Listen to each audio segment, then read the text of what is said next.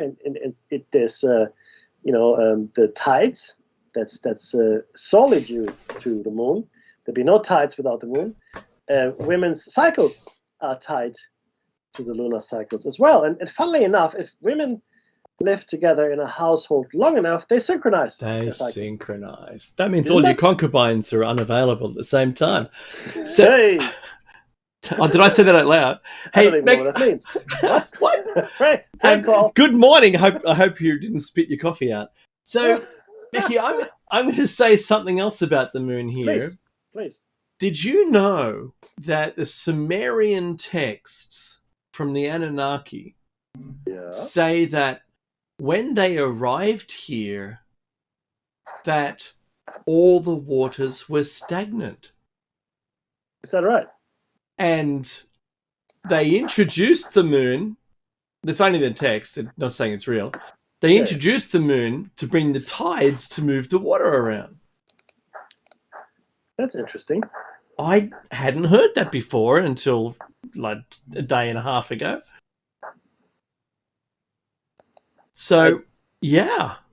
Look, it's look again. Remember the show we did with Before the Moon? Yeah. No, absolutely. So I firmly believe that the moon is an artificial construct. I also believe that the Earth, Moon, and Sun relationship are completely statistically implausible. Mm-hmm. They couldn't possibly exist, right? But they do, and here we are. And here we are. And nowhere have we ever seen, I mean, certainly not in this solar system, in some of the exoplanets we've seen, but certainly within this solar system, it's a unique relationship from a mathematical point of view, relative position in space, etc., etc. It makes no sense at all. So, and Dave is quite right. We did a show. In fact, I wrote an article which failed to be published by Nexus Magazine. Still write it. Thanks for nothing. No, look, I know it now forms one of the chapters in my forthcoming publication. Yes. But look, that's neither here nor there. But what is important is that the moon, in all likelihood, this is sound crazy, and I get it. Crazy. Crazy. That's right. It's an artificial construct. What? Yes, absolutely. An artificial construct. It is there are too many things that just don't make any sense at all when it comes to the sounds sun about and right. And the Earth. And somebody had to build it. If it was built, then somebody had to build it. And you see, the thing is this: we've got very little information about anything, about us, about the world. I'm talking about first-hand, concrete evidence. We just don't know. We just don't know at all what went on 100,000 years ago, 200,000 years ago. Mm-hmm. And the Anunnaki came here a long time ago indeed. We're talking hundreds of thousands of years ago. That's right. Okay, and that's really important to understand. This is not something that just not a fly-by-night thing. No, yeah, it's a fairly significant stretch of time. And is it possible that they brought something here and built the moon? If you are sufficiently advanced as a civilization, and we talked about type 1, type 2, and all the ones in between, then the answer is yes. A type 1 civilization manages to harness all the energy of its sun, for example. It's a type 1 civilization. And then, it goes exponentially. Yeah, so that's a civilization that can build a Dyson sphere. Pretty crazy stuff, you might think. It kind of is, right? But given enough time, just look at us. Look at us just for a second. I know, sorry, you've started me down a path here. Oh, dear. Look at us for a second. What we have accomplished in our written history. So our history goes back 5,000 years. Let's call it 5,000 years. Mm-hmm. Okay, we can be pretty sure that we know mostly what happened. We don't really know all of it, and certainly not all over the world, because civilizations were destroyed deliberately, sometimes on their own, and little is left of them in the way of history. We see the artifacts, we see the languages which we failed to translate. We were lucky with the Egyptians. We found the Rosetta Stone. That was incredible luck. I mean, what are the odds that you've got 3 languages on that very same tablet, and saying the same thing in each language? Like, obviously for tourists, clearly. I mean, this is clearly like some kind of tourist information board that they had there. But the point is, we got incredibly lucky with the hieroglyphics. Not so lucky with some of the South American or African script, even Asia. Did you know, Meki, that if they hadn't have blown up the Georgia Guidestones, there would have been another? There would have been another. You're not wrong, mate. You're not wrong. So we can say with some certainty what happened in the last 5,000 years. With some certainty. Before that, crazy. Not so much. Nothing. We don't know. And look, it's I'm not putting anyone down. It's just it's just what it is. It's what it is. What it is. And what I like to think of us as is a species with amnesia. Mm-hmm. Like we are the true phoenix. You're familiar with the story of the phoenix? It's a bird, essentially, that every 1,000 years or whatever the number might be in legend, immolates itself. So it burns itself to death, to ashes, in fact. And out of the ashes, whoosh, rises. Yeah, that's right. Rises a newly formed phoenix. Just like Doctor Who. Just exactly. In fact, like Doctor Who. Now, I submit here that, in fact, the human race is that phoenix. We are that which is forever reborn, not knowing at all, really, what happened before. We just don't know. We don't know. And it's so, was the moon always there? Well, look, people will tell you, we can make certain scientific measures, and we can do this and we can do that. Look, all of that is true. I'll give you a simple example when it comes to scientific measures. You all heard of radiocarbon dating, right? Radiocarbon dating, there are many different forms of dating, but radiocarbon dating specifically... I took radiocarbon out for dinner, Meki, and you know what? It never worked out. It didn't. C14 is a radioactive isotope, and we know how long it takes for this isotope to go through its half-life. Half-life meaning it loses half of its energy. That's right. And then you can calculate it, because we know that. Now the problem with that, though, is this: with any kind of dating like that. That kind of dating. Yes, that's the one. The assumption is that nothing has changed in the world. Nothing has changed in the world. Everything is exactly how it has always been. So, and that's the only way that could actually work, right? But by having everything exactly the same over the entire existence of the planet. Because if you change the background radiation, for example, it would change the C14 values. If there was a heavy ionization storm event, or solar event or whatever it might be that increased radiation on the planet, maybe distorted the C14 half-life measures, then we would be right out. Right? Now, the other isotopes we use for dating as well. There's relative dating when it comes to the Earth's sediments, and that's a bit iffy as well. But the point here is, yes, we have scientific information, we do, and we have ice core drillings, and we've got this and we've got that, but ultimately there is a massive amount of assumptions around this, which we simply, we can't ignore. And without the assumptions, it just wouldn't work.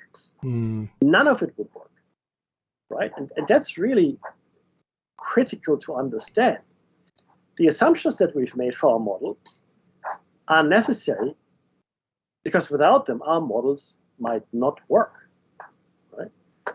Now, what happens if these assumptions are proven wrong? What happens then? Well, what would happen is that, the model is wrong. And we know that, and I'm sorry, but I know, I talk about this ad nauseum, but it's one of my pet peeves.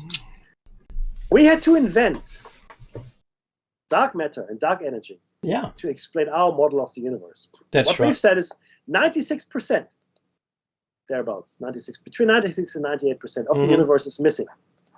What? Yeah, it's missing. What does that even mean? What does that even mean? That somewhere someone is sitting. Oh, we're missing 4 to 6% of the universe, guy. I say our problem is a bit bigger. So if your model can't account for the vast majority of the universe, then maybe your model isn't as good as you thought it was. Just putting it out there. Like it's just saying it's kind of flat Earth-ish, really, to be honest. You know what? Kinda. Yeah, can you build a model? Not really, because it just doesn't. No, there's no model we can build for the flat Earth. Oh, and by the way, we kind of built a model for the universe, but you know what? There's problems with it. What kind of problems, sir? Oh, well, the calculations are wrong. We'll change them. Well, we can't. So what have you done? Well, we made up a fictitious material that we can't see, that we can never get to prove exists or not. And that means all the problems went away. Oh, very good. Oh, well done there, chap. Yes. Jason. Right. But Dave is, guys, everybody, what Dave has just said is exactly what happened.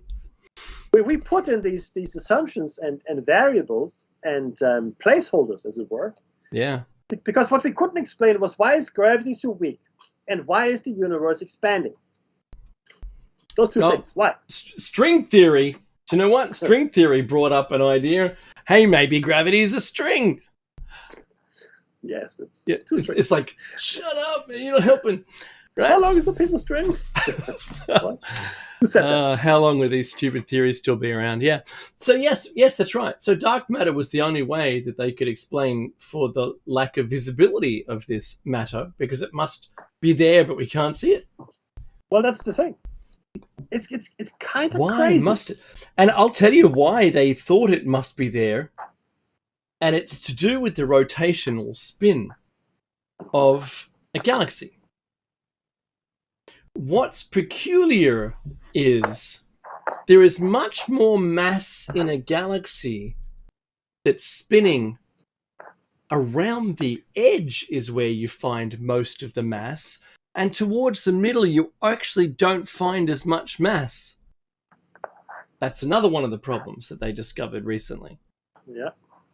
And unlike water going down the sink, where the outside spin is slower than the inside spin, it was in fact the opposite. Isn't that crazy? See, but that's the thing. Right? So what we know for certain is that our model of the universe doesn't work in all scenarios. It works well enough on a macro level, right? Relativity, we know relativity is correct. We've proven it now, right?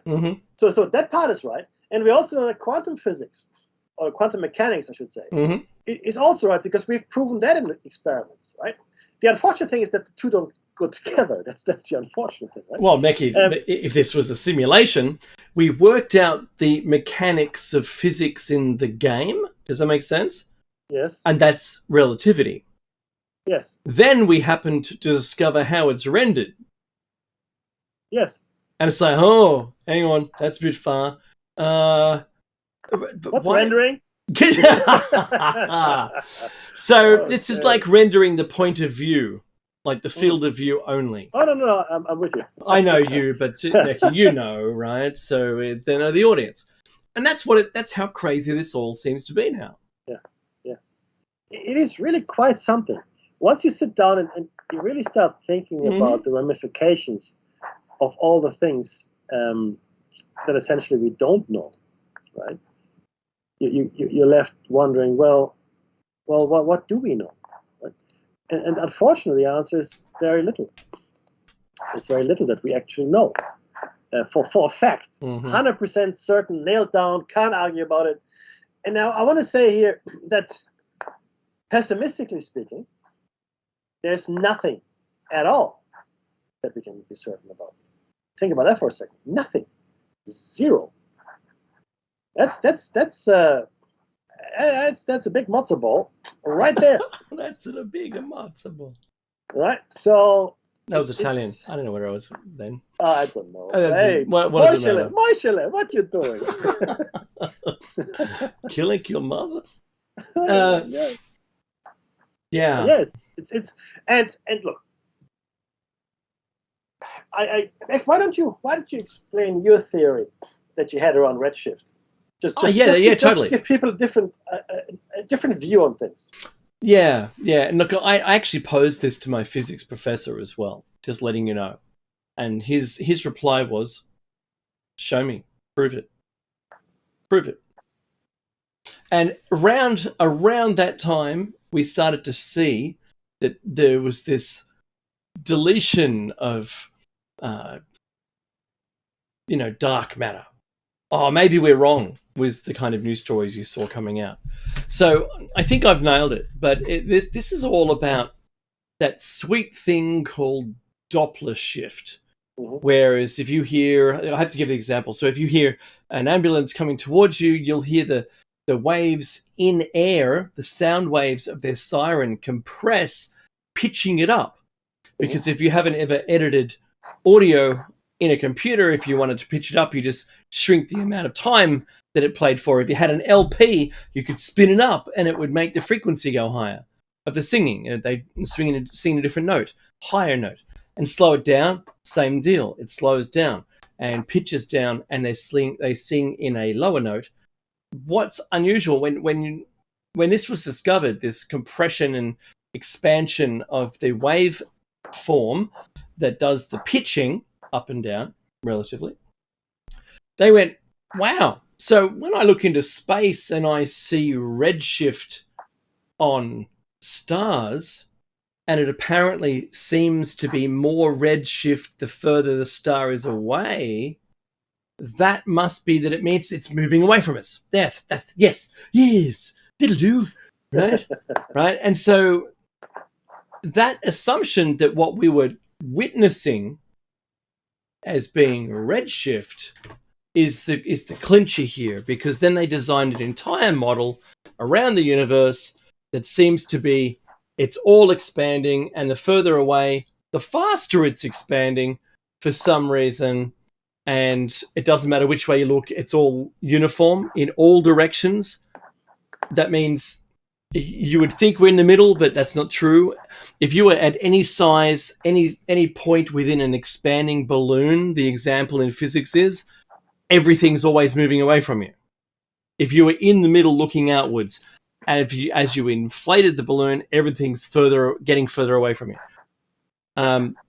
Okay, so that's a nice way of thinking about it. But then they had to go, well, to explain it, yes, it's moving faster away. There must be a force that's pushing it away, because things don't just get faster, Mackie. According to science, you can't. Yeah, science. Science. All day. Oh, yes. So because something can't just continually accelerate without there being a force behind it, they had to say, well, the entire universe is actually stretching like a balloon faster, and therefore, but it's not truly getting further away from us, really, but it is. I like all these. Oh, it's flat Earth again, right? Nothing tends to make sense. So what I said to my professor was, in a very long email, the further away that we happen to try to look, we get to a border that the EM spectrum disappears of visible light. It starts to redshift so hard that we can't see anything past a certain distance. And then past that, it goes downward into radio waves, right? So it goes all the way down through the spectrum, radio waves being the most easy way for people on Earth to see further back in time. Mm-hmm. And I said to him, do you know what? I don't think we've had to make this assumption of the Doppler shift for one flawed reason. And I said, that is because light actually degrades over time. So the wavelength stretches out rather than the source is moving, because it wouldn't make sense. It would not make sense to see everything everywhere spreading away from us, and the further we look, the further it is, and the faster it is moving away from us. The only thing that would really truly make sense is that light itself degrades, and it degrades in frequency. And as it degrades in frequency, we're then unable to see the visible light, then the infrared light, and then we have to start using, let's know this, to be honest. We have to do radio waves and even microwaves. So all of these crazy wavelengths that we're witnessing here are, they call it the 3K background radiation, and everything's at 3 degrees Kelvin. What's weird is that there isn't any way to prove that at the moment. I can't be further enough away to be able to have a constant light source at a fixed distance in a non-expanding universe to prove that light doesn't degrade. They just can't. We don't have spacefaring technology enough just to, let's just dart out to Alpha Centauri and I'll turn my torch on, right? Or a laser at a certain frequency, right? That's what lasers are, at Earth, and then detect it, or fly alongside it and detect it as it's traveling through space, which would be really good. We just can't do that at the moment. So if we could, that'd be good. But at the moment, I think it's the best thing that we have that explains the phenomenon that we're actually looking at, and we can abandon the Doppler shift. I'm sure Doppler works, but light, because it has to go, it's so fast, you can't imagine the speed at which the universe has to accelerate away from us, which would be faster than light for it to be so redshifted. And everyone ignores that fact. No one goes, well, that's perfectly acceptable, right? Yes, let's all just believe that. And they just go, oh, shut up. Don't mention how fast the universe is expanding. It must be a lot. And they don't actually say their calculations would suggest that it's a certain speed. Mm-hmm. And therefore, I think my one, it's the simplest, doesn't cause trouble to anybody, really. Except all those people that made, Big Bang Theory and all the other ridiculousness, their life's career. I don't care about you. You can, maybe accept my way of thinking. But it's the troublemakers, Mickey, in time that have always been strung up when they cause trouble. Always. It's only the few that push the race forward. Always. That's right. It's always, they're usually the ones that are nailed to a cross or burned at the stake or That's right. thrown in the river I want or whatever. peace in the Middle East. You can't have that. What? Sorry, What Anwar. happened? You can't say that, mate. Anwar Sadat, by the way. Yeah, that's the one. Shot by his own people. That's right. And what about that guy, Mickey, what's that for the Simpsons? The guy with long hair and a caftan and sandals. That's it. Used to live around the corner. But look, and if Dave were to, if Dave were a published scientist and then he started, sprouting his ideas, as it were, mm-hmm. he would be ridiculed and laughed out, and he'd lose his tenure and all kinds of things. All kinds of wonderful things would happen to him. And that's, of course, completely unfair, right? I mean, it's just. But that's what lockstep science agreement is, Mickey, because they want their books to sell. Yes, they do. Yes, they do. Like the head of the Smithsonian, who was disagreeing with the soil sample layout of the lady who's now a florist, and all those microorganisms that were in the soil. Elizabeth McIntyre, I think. Yeah, that's the one. Yeah. And he, without examining a thing, he denied it. Yeah. We Didn't know even now look. for a fact that she was right. That's right. She has been her data has been tested twice independently. Mm-hmm. It's a footnote Mm-hmm. in scientific magazines, but it is a fact. She was right. Her dates, and sorry, just to let you know what that actually meant. Mm-hmm. She postulated that a site in America was 30,000 years older than Was it New Mexico or Mexico yeah. or something that No, did it was New Mexico. You're New correct. Mexico, yeah. It was older than what was allowed. To What? 250,000 years or something Yeah. of What do you mean of allowed? humans. Well, Yeah. because that the science or the scientific agreement was that no, it is not older. It's this, and you can't say it's any older because that leaves our Bering Strait theory high and Yeah, dry. 12,000 years ago, we ate all the mammoths. You know that story? All of that, and Uh-huh. but see now, funnily enough, right? There were lions in America. I know we found corroborating evidence, and we are finding one city after that. And so I always thought, in my opinion, this is my opinion, the South American continent, the Amazon, was a huge parkland. That's right. At one point, massive. The civilization had built a parkland. Millions of people lived there. Oh yeah, and of course there was everybody. No, you're crazy, Nick. That's just nonsense, right? Mm-hmm. Except it isn't. LiDAR has proved that right now. Yeah, we're finding it all. It's there. We there have it is. Yeah, like what? And okay, so what you're saying then? What I'm saying is that we know very little about the history of the world as it stands. Very, very little. We have very little understanding. We don't know. They call the Amazon, Mickey. They call the Amazon the lungs of the planet. Well, yes. Well, it wasn't. It was parkland, fully inhabited parkland with cities every once in a while. Like if you're driving on the freeway in California, SoCal, and there's a little town that pops up, you can see the little high-rise buildings, and between is just suburbia, right? There's almost no gap in suburbia as you drive. Oh, that's so cute, right? So you drive between towns. Well, that was kind of what it was like on all these native roads. All these roads there were all joining these huge cities with Discord. Oh, do you know what's really cool? I'm gonna say, kids, they do change your life. And Meki and I both have kids. Mine may be a little older now, but it still fascinates me how they think, what they think of, and how they learn to interact with others. That to me is. Oh, hello. We've just raised the niveau of the show. My son is 2. Yes. And he's going to go to bed now. But he's just said hi. Sorry, Dave. Here we go. It's all good.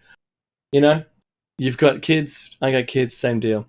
So anyway, look, I did put that forward to my professor, and he was very pleased to hear. Yeah, he was very pleased to hear that at the time, the star student of his, who seemed indifferent, but already kind of knowledgeable about physics for some reason, which he could never explain, and neither could I, just had a grasp unlike anyone else and an interest. That was me. I'm talking about myself.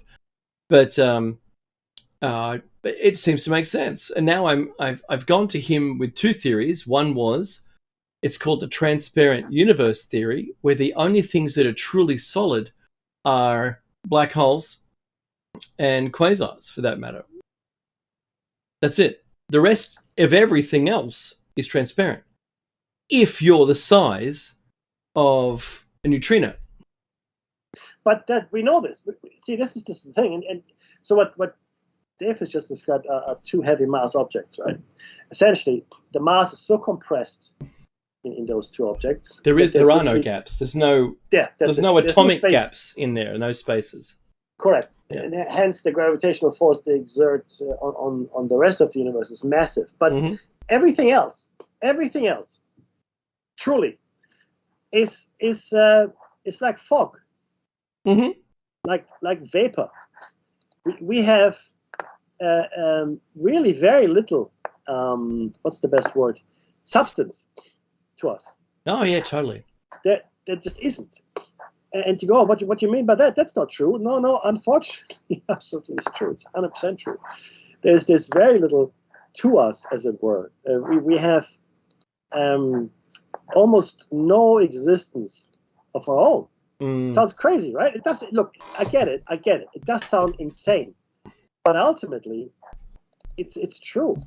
We have no discernible mass, and we're literally just empty space. If you looked at the actual mass, and I talk about the electrons and the particles that make you up. If you look at that and you compress it, you wouldn't be able to see us. If there were no gaps in between any of our atoms, that's right. Right, you would not be able to see us. Human beings would not be able to see what that looked like. Yeah, think about squashing us down in volume to 99.9% compression. Yeah. That's, yeah. Because there's like at least 4 nines there, right? That's right. And it is so small that our total mass. If you make it, I think the best example, if I've got a tennis ball and you hold a basketball, and you're the nucleus and I'm an electron of say hydrogen, how far away from you do I have to be for that to be a scale model of an atom? Very, very, very far. I think it's 28 miles. It's insane is what it is. But the answer is, yeah, you're right. Yeah. It's very, very, let me say this again, very, very, very, very, very far away. Like it's crazy far. Now, neither of them with a human eye can see the other one. It's just too far away to see. Yeah. And you've got to think about that from an atomic perspective. There is nothing except for those two things around an orbit of that electron. There is nothing else. It's just empty space. It's quite nutty. Oh, it isn't. And I know why people are really uncomfortable, with that kind of stuff. With reality, yeah. No. Well, yeah, because it actually it makes you realize just, well, so what does that mean? What does it mean for us? Well, it means that our reality is not really as real as you would have thought it is. I know that sounds crazy. I really do. I get it, right? But ultimately, there is very little tangible evidence for our existence. That sounds really bad, doesn't it? There's very little tangible evidence. I'm not sure if I'm alive. Oh, I'm alive. Well, that's the kicker, right? Mm-hmm. We could make the argument that we're not, because our existence is so minuscule in many ways that, well, are we alive? I mean, are we? I don't know. Maybe. I want to say yes. I do want to say yes, but are we really? I can't say with certainty that we are. That should give pause to everybody. But what do you mean, Mackie? Because ultimately the sum total of you is virtually nothing. What? What do you mean? Well, exactly what I said. There's virtually nothing to you. I'm sorry. I'm so sorry. There's very, very little that you bring to the table. That sounds dreadful. So to measure that out into something that we could possibly fathom, if you were as solid as like the core of a black hole, if you were compressed but occupied the same volume that you currently have, you would weigh more than all of the buildings in New York put together. Yes. That's right. They talk about a spoonful of, like a neutron star or a black hole being like more than 1 million tons, like a teaspoonful. Yeah. It would just be insane. Like yes. We would fall to the center of the earth if we weighed that much. Yes. And again, see, you might think, oh, this all sounds very, very crazy. So the answer is yes, it does, but it doesn't mean it's not true. You know what I mean? Yeah. Yes, it does sound crazy, but it also is true. It happens to be true. So what do you do with that information? Well, you could become a nihilist and say, well, nothing matters, so what do I care, right? Well, you could if you want. You could. Probably would advise against that. Just my opinion, obviously, right? But you could say that, and nobody would hold it against you. It's fair. It's a fair point of view. Or you could say, well, what is so? Okay, then, what else is there? What is the other stuff that makes up existence, right? Is it, I don't know, the spirit of things? Is it the vibe? I mean, it's marvelous. It's marvelous. No, vibe. But what I mean by that is, it's the question of understanding our existence. And we've talked about this before. What is the final and fundamental unit of our existence? What makes us us? Right? What is that? What is that quality? What is that thing where we can say, oh yeah, this is me, this is us, this is our existence? Is it something like thought? Is it thought? Is it something extra dimensional? Is it because physically there's not a lot of us here. There's not a lot of us. There really isn't. So maybe kind of. Maybe we shouldn't look at the physical. Is my point. We have to now look at things like the spiritual dimension of our existence. I really think we need to do that. Right? I think it's an important aspect that we have neglected for way too long. Way too long. Simply because, well, how do we quantify it? And the answer is we can't. We can't quantify it. It's really, really hard. And it's easier to ignore it, right? Because you can't measure it, you can't cut it apart. And even though that the us that we talk about all the time is not really there, right? We'd like to think it is there, but it's not really. People's heads are going to explode in a minute. Well, I know, but ultimately, though, this is what it is. What it is. And it is cowardice, in my opinion, to deny that very simple truth. Right? We have very little to go on when it comes to existence, and but we pretend we do. We make up string theory. What is string theory? There's Doppler shift, redshift, there's gravity and relativity and all kinds of things. Because we are uncomfortable. Because once we admit that we can't explain it, it also means that we have nothing else to fill the gap except, and this is going to sound really bad, except for God. Now, I'm not a Bible bashing kind of person. I'm not even religious by any means. I'm not. But at some point, you have to ask yourself, well, what is there? What underlies it all? What is the source? Clearly, our science has failed us. We don't know. We don't know. And I'm not saying it's the God that sits in heaven with a big beard and comes down from the mountain and gives you all kinds of stone tablets and whatever. That's not what I'm saying at all. But there is something. And we ignore the spiritual component of our existence at our own peril. Really are.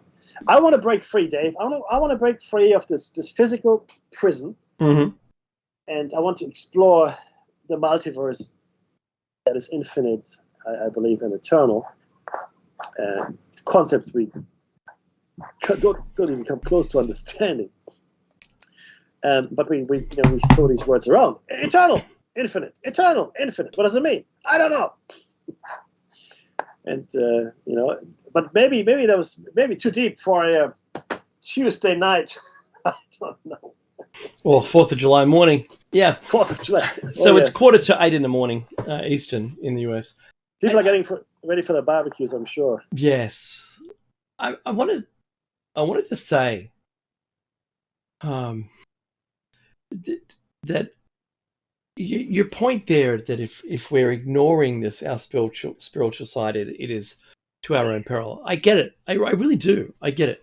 I'm not religious either, but I respectfully understand the need for it, and how people just need to follow something.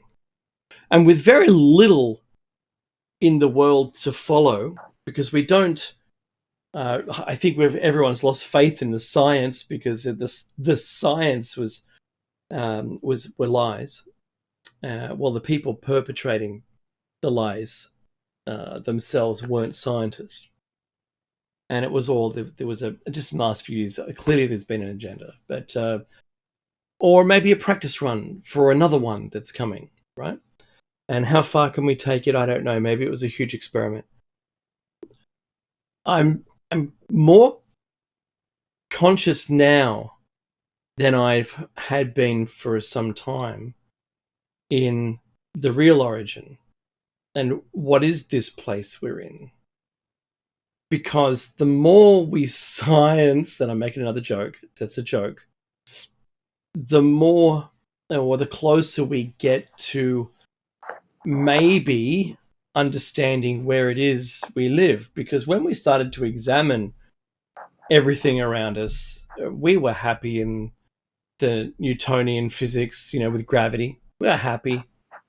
We projectile motion, easy, cannonballs, right? Fire it, know where it's going to land, right? That's pretty cool. Einstein, that's a bit out there, but gravity again affects time. Get that speed affects time. Einstein on the shoulders, right, said, "Oh, space and time are connected," but then he covered his ears and repeated the words, "La la la, I don't want to hear about quantum physics. That's just spooky action at a distance. Don't really care for it. This is my model." And while that's going on, we discovered that the universe it reacts to us being here. Yeah. It reacts to us and our wishes. Oddly, that is said amongst very many circles within humanity. Certainly those who believe if you... I know what you mean here, Becky, because you've said this to me, and I agree. If you want something to happen, think of it happening. Imagine it, that it happens. Live through that experience, and it can happen to you. Whatever that happening is, and it's got to mean something to you. It's really got to mean something to you. Yeah, agreed. You bring it into existence, that thing that you desire so much. So maybe, just maybe, this quantized universe that we've discovered with the Planck length, maybe the real idea here, Meki, because I'm Plato caving now, right? I'm spelunking in Plato's cave, is that we're not supposed to know this. Yeah, maybe. Maybe we're not supposed to think of quantum physics. Maybe we're not. If all we were supposed to do was do the Einstein thing and leave the planet using that math, and we're all good, right? We can just navigate around and be happy. If we'd only ever rested on Newtonian physics, we would have been truly happy. Happy days, my friend. But now we've discovered, hang on a minute, I don't think this place we're in is real. Because how can something real react to you? How can watching an electron go through a double slit and watching which one it went through affect how it behaves as either a wave or a particle? Then it does what now? If you roll a ball on any surface, it'll come to rest at a given point, not halfway between 2 points, but on one of them. That's the Planck length. Yeah. And that's kind of messes with what we see. So that's why Meki and I have always said, maybe, that if, a tree falls in a forest, does anyone hear it? Well, it'll be there when we look for it. No one heard it. And is it just rendered when we look at it? That's full circle right there, Mackie. No, I completely agree. I completely agree. And so, and it seems, and this is the funny thing, it seems that reality doesn't exist unless we're looking at it. That again, that sounds completely insane, right? What? No, reality is it's just that's what's real. Hey, if only that were the truth. So no, it's not. What? What do you mean it's not? Of course it is. It has to be. I mean, it was, but you changed your mind. Now it's something else. Now it's something else. What? What? What does that even mean? So Plato's cave it, Mackie. So if there was an active misinformation or disinformation, because there's a tie-in to a news story today, which I won't bother going into, where the Australian government is putting laws in place now to force social media platforms to delete posts that it deems aren't legitimate. Like they're either mis or disinformation. But who tells the truth here? So this is the Plato's cave part. So if there's an agenda to silence the investigation of and realization that this is truly a simulation, who's deciding that? Fair point. That's a fair point. Because then who's determining what is and what isn't truth? No. That's really ultimately our problem, right? It's this whole question as to who determines what Occam's razor is. I mean, what is it? Who's to say? And that changes over time. Completely. And it's really important to understand that, in fact, we don't have a good handle on reality, as it were, at all. Okay, and you're right. From Plato's point of view, someone is telling you a story, and someone's trying to make you believe in a certain reality matrix. And that's just what it is. That's just the nature of that particular beast. Should you buy into it? That's entirely up to you, right? It's entirely up to you. You can buy into it. You can not buy into it. It doesn't really matter. But if you don't buy into it, then you have to come up with something on your own. Then you're lost, and that's scary. Coming up with your own stuff. Think about it, man.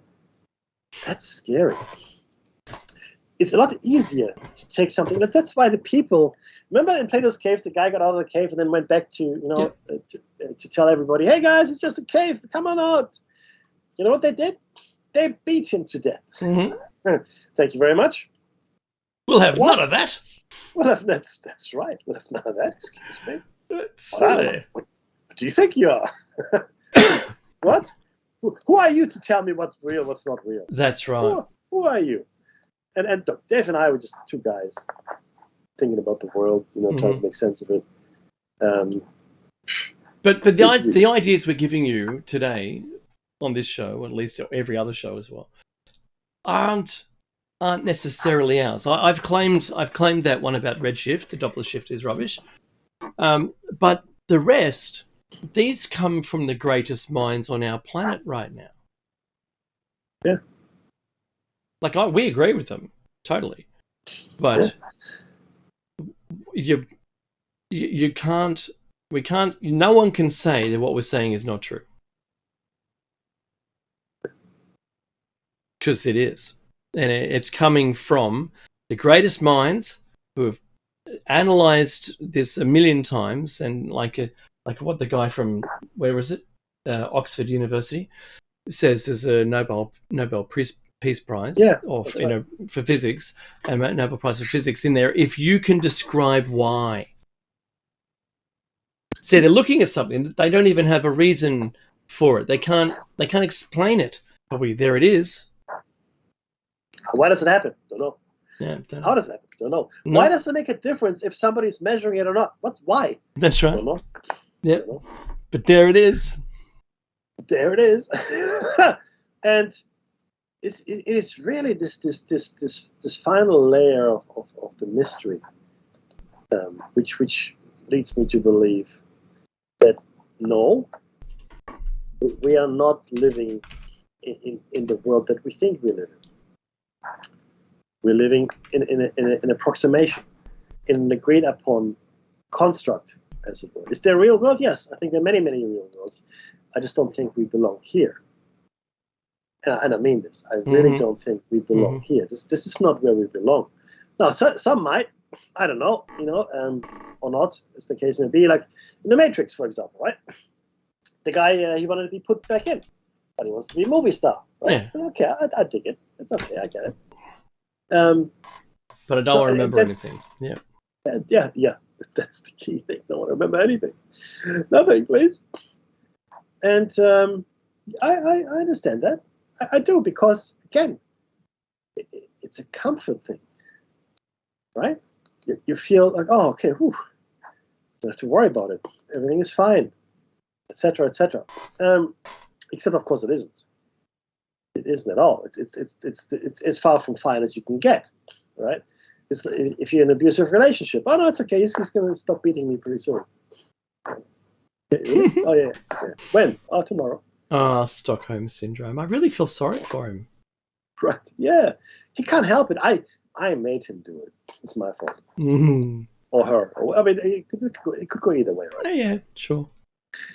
And that's where we are, right? We are, in fact, so damaged in this reality that it's easier to not think about any of this.